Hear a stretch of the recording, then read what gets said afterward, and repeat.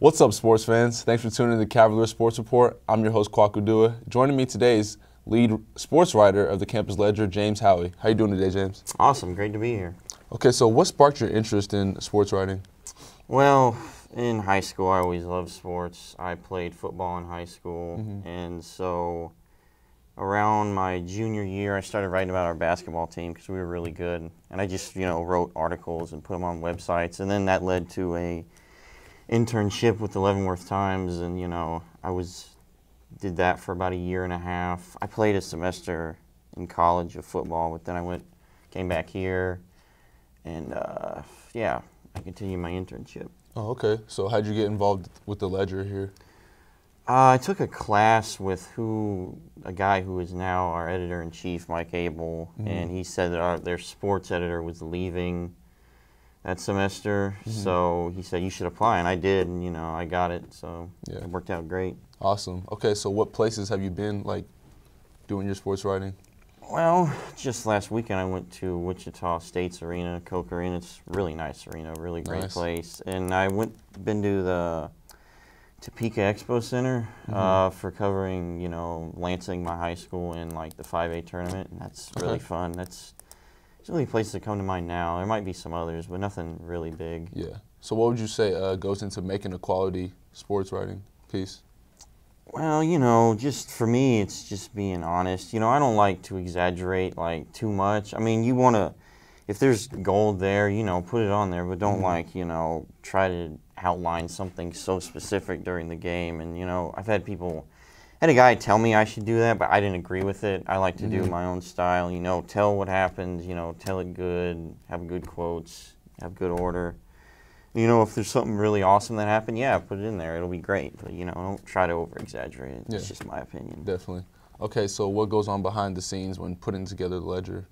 Oh, we all are able to, we get it done at around the day it's due, maybe a little bit before. Sometimes I'm really pressed for a deadline because there's sports going on that day that I got to get in and whatnot. And, it gets all in there, and then we edit it. We had a pretty good edit job the last Ledger, and, it can kind of be chaotic, but, it's worth it. That makes sense. Okay, so I hear you guys are moving to a more online-based papers. Well, how's that going to work out? Yeah, next year we're going to be monthly instead of bi-weekly, the paper coming out.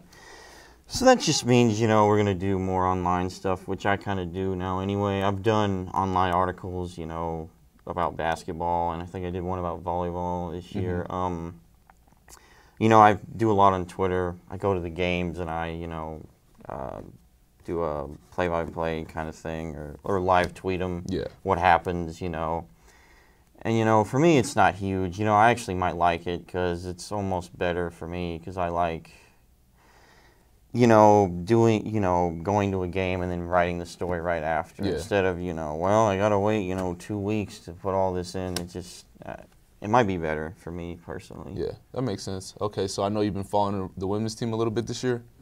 Could you give me a little, what's your take been on how their season's been going so far? Oh, it's awesome. They're in nationals, and, that's their 6th straight 30-win season. And, they're just a great team. They got so much depth. They got a lot of great players. And, hopefully they can, go deep in the nationals, which I think they can. Yeah. What players have stood out to you this year? Well, it's hard to say. They got so many great players. Nika Wheeler, their sophomore, she's their leader, their heart and soul. She's a great player, potential Division I player maybe. Alexis Brown is another really good player, shooter. Both of them got all-league conference, or all-conference for the Call Valley.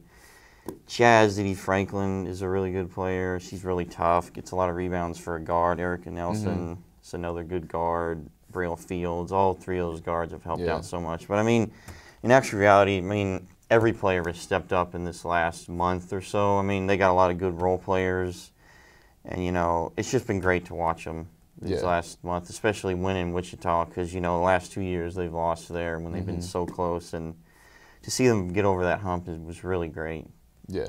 What are your expectations for them going into nationals? Like I said, I expect them to be there deep. We never gotten past the second round under Conrad, which, kind of sucks, but I think this team, like other teams before, has plenty of chances to do it. Yeah. They'll have a good shot, and, you know, it's a tough tournament, but they're a really good team. They're a really tough team. You know, there was a stretch in the season where they lost 2 in a row, and they were kind of shaky. You're like, I don't know about them right now, but then they've just stepped up, like I said, the last month or so and just done great. I mean, they blew out KCK in the last 10 minutes of their last game, and Really? KCK is a good team, yeah. I mean, yeah.